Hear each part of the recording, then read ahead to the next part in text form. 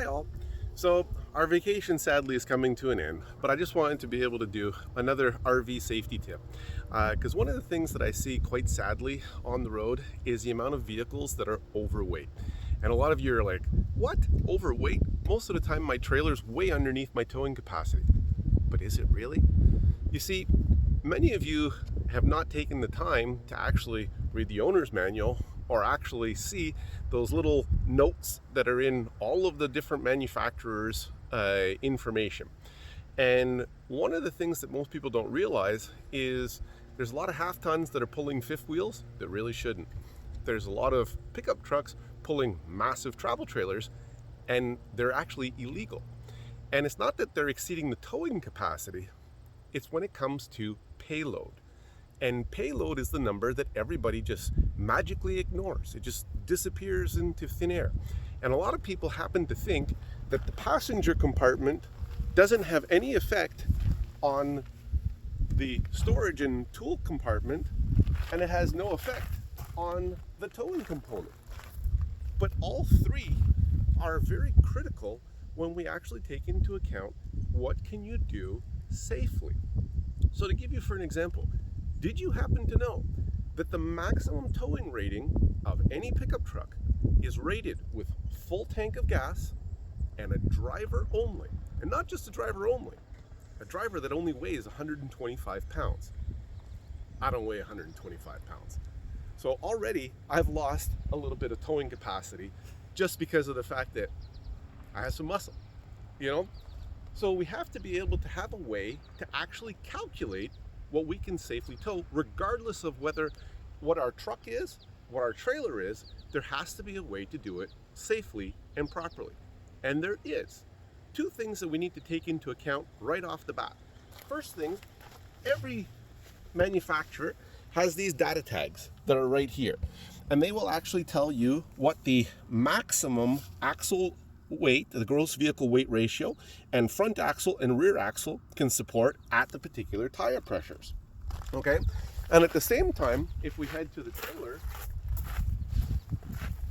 every trailer also has this same data tag that'll tell you your maximum weight of the trailer, what your empty weight of the trailer is, and what the cargo carrying capacity of the trailer actually is.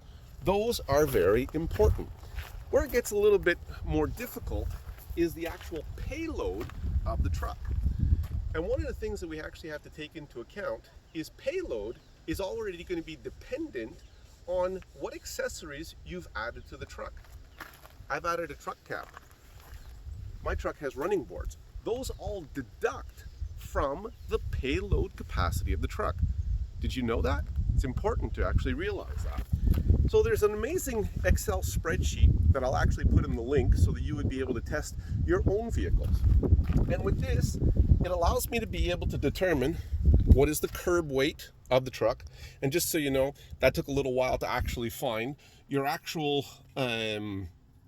going to the actual manufacturer website, or if you actually happen to have a new GMC truck, if you're blessed like we are to have a GMC and not a Ford or a Dodge or anything like that, the GMC on the actual data tags will tell you the exact curb weight and what your actual payload capacity is based on accessories. So my curb weight is 5,300 pounds, roughly. And then my gross vehicle weight is 7,200 pounds, as you saw on the sticker before. But now we also have another one. What is my gross combined vehicle weight ratio? Now that number is my combined weight between truck and trailer. That is a very important number. For my particular truck, my payload capacity is 1,887 pounds, okay? If I look at my trailer, my dry weight of my trailer is 3,500 pounds, or unladen vehicle weight. And then my gross vehicle weight ratio, if you remember from the sticker that we zoomed in on, was 5,386 pounds. My hitch weight is 486 pounds. Okay? Now, passengers, I've added it to be 380 pounds because we also have some stuff into the passenger compartment with us. And then my cargo, I have 500 pounds. So I have a total payload left of 880 pounds, but that does not take into account my 486 pounds of hitch weight. And you have to take into account your weight distributing hitch at the same time. That is something that is critical that you have to take into account. It adds weight to your tongue. Now, if you needed to actually know some of this information, you could happen to look in your owner's manual. You know, the book that's in your glove box that nobody ever looks at? Yeah, it's important. So, for my particular truck, it's a 1500 4x4 crew cab short box. And from the factory, I had a 342 axle ratio, so it gives me 9,600 pounds of towing capacity and my gross vehicle weight of 15,000 pounds. Okay, if I actually had the 373s, notice how my actual trailer weight would go up along with my gross combined weight ratio would go up. But that doesn't change my actual payload. So payload is the one that's going to determine everything. So if you notice, in my actual Excel spreadsheet, if I scroll down, and this does all the calculations for you. So I still have available 521 pounds of payload. My new gross vehicle weight of my pickup is 6,700 pounds, and my new combined weight is 11,000 pounds. So I'm well within the capacities of my actual truck. There's no way that I'm going to be exceeding it in any way. And so I know that this particular setup, I would be safe to tow. Well, let's look at a different scenario. There's the next trailer I'm looking at to replace this one, which is a considerably larger trailer from Winnebago.